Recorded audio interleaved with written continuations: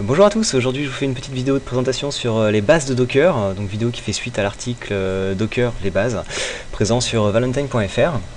Donc je vais vous montrer un petit peu, je vais suivre le déroulement en fait de l'article, seulement pour l'installation de eFront, qui est une plateforme de e-learning, excusez-moi. Donc vous pouvez retrouver la source, donc le Dockerfile sur le GitLab du site, en allant donc dans Docker et eFront. Alors, je vais dans un premier temps regarder, vérifier ce qui tourne actuellement sur ma machine au niveau de Docker. Donc, Docker PS. Et là, on voit donc que Docker UI est lancé sur ma machine sur le port 9000. Et vous pouvez rajouter l'argument all pour voir tous les conteneurs présents sur votre machine, démarrer ou non. Alors là, en l'occurrence, j'ai que Docker UI. Donc, je vais télécharger les sources d'eFront avec Git. Vous pouvez évidemment le télécharger directement sur le GitLab. Hop, hop. Et donc je suis en local.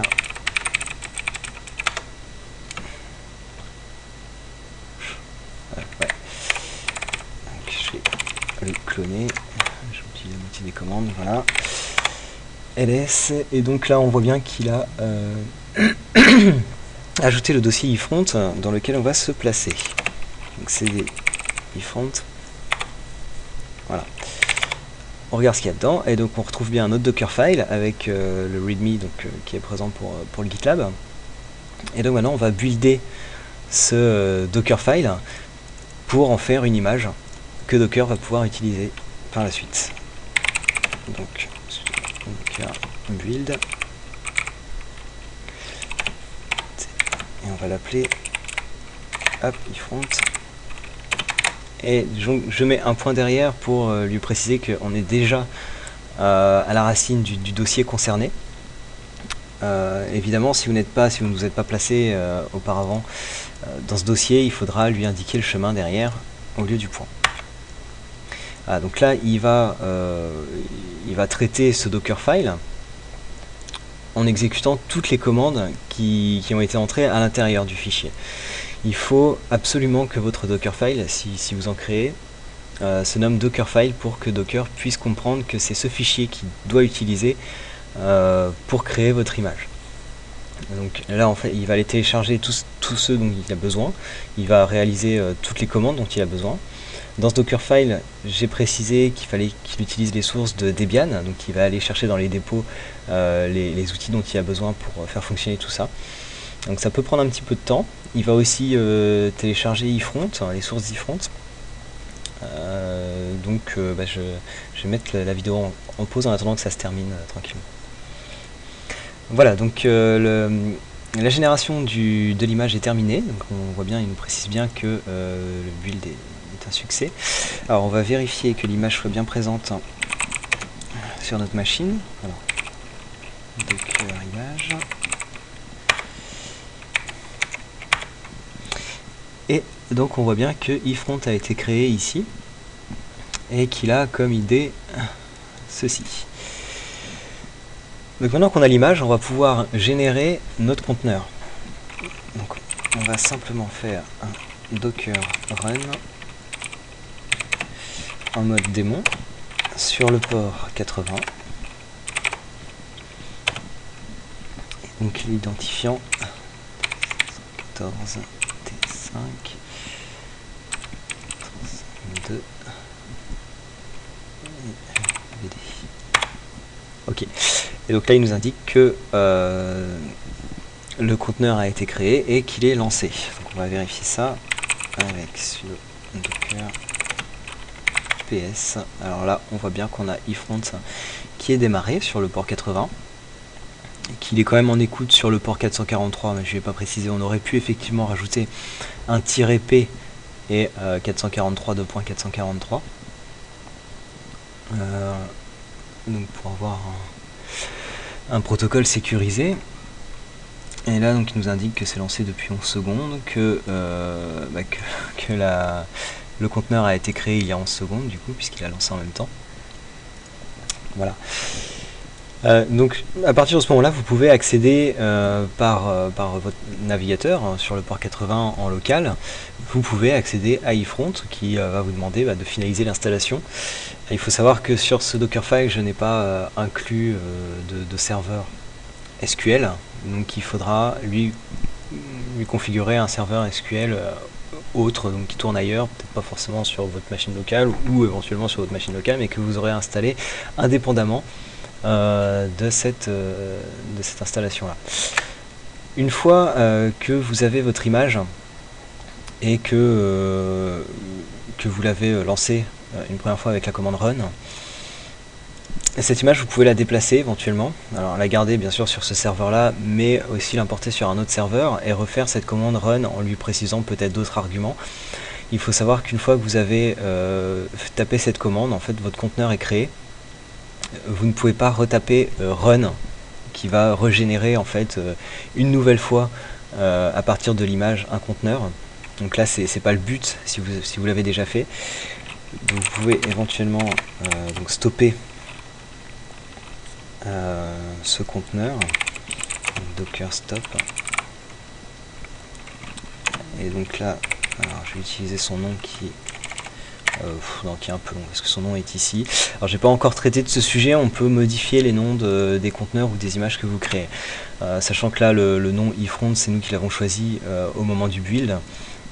On peut faire la même chose hein, pour le nom du conteneur. Donc là je vais pas utiliser le nom, j'ai directement utilisé l'identifiant du conteneur, donc BD12F 516A8FF. Voilà, donc là il va arrêter notre conteneur. Et pour le relancer, si vous ne l'avez pas supprimé, il faudra simplement faire un start et non pas un build. Donc mettons, hop, start, voilà, et le conteneur est redémarré. L'avantage c'est que vous pouvez sauvegarder votre image et l'importer sur une autre machine sans pour autant recréer le build, ce qui vous donne un gain de temps assez intéressant, sachant aussi que ce conteneur utilise deux images différentes. On va le revoir ici, Docker image. Donc elle utilise Debian et elle utilise iFront. D'ailleurs on s'aperçoit dans le Dockerfile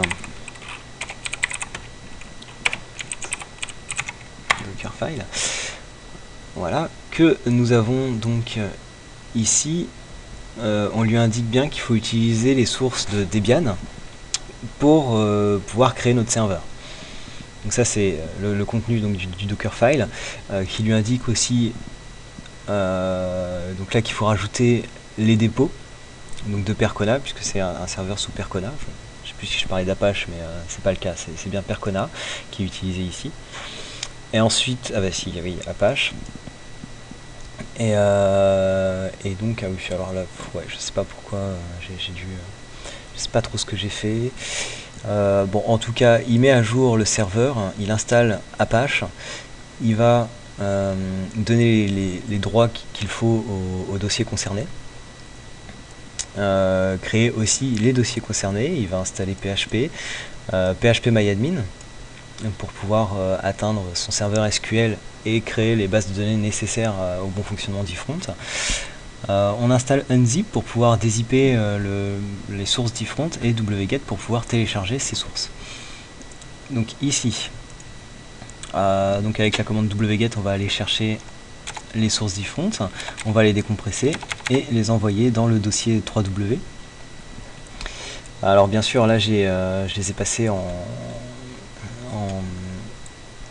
j'ai passé les droits j'ai tous les droits, c'est ce qu'il ne faut surtout pas faire. Alors je le précise aussi hein,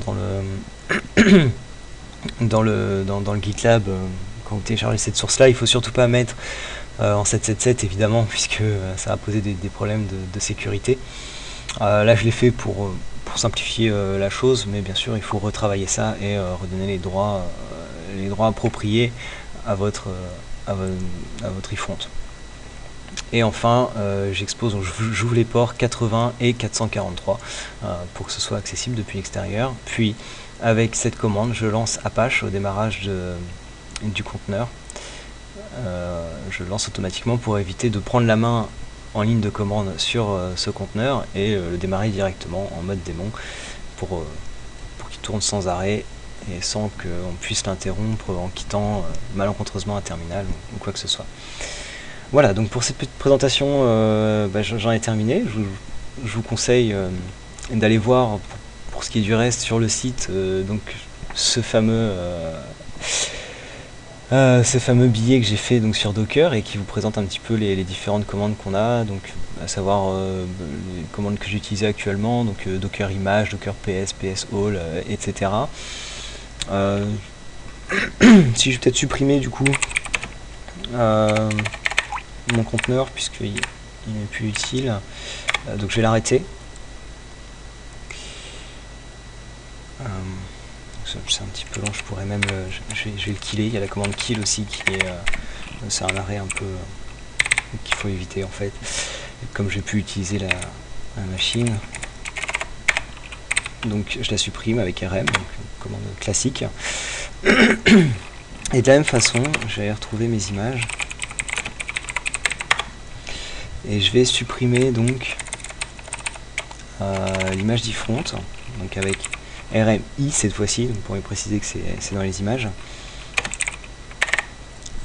Et donc je vais dire là D514 D5 435 de VD. Hop. Voilà, et donc là il a supprimé l'image concernée par ifront.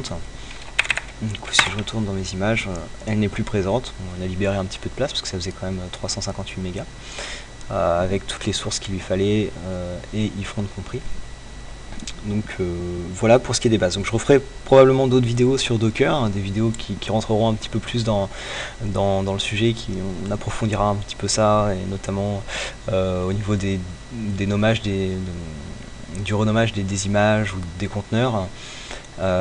Aussi voir comment ça se passe pour committer les conteneurs qu'on arrête, parce que quand on arrête le conteneur et qu'on le relance derrière, il ne va pas forcément garder en mémoire ce qui a été fait sur ce conteneur. Donc si on veut garder une configuration de serveur ou quoi que ce soit, il faut le committer derrière, donc on verra un petit peu ça. Et pour l'instant, je vais vous laisser là-dessus. Voilà, bonne journée à tous. Et à bientôt sur valentine.fr.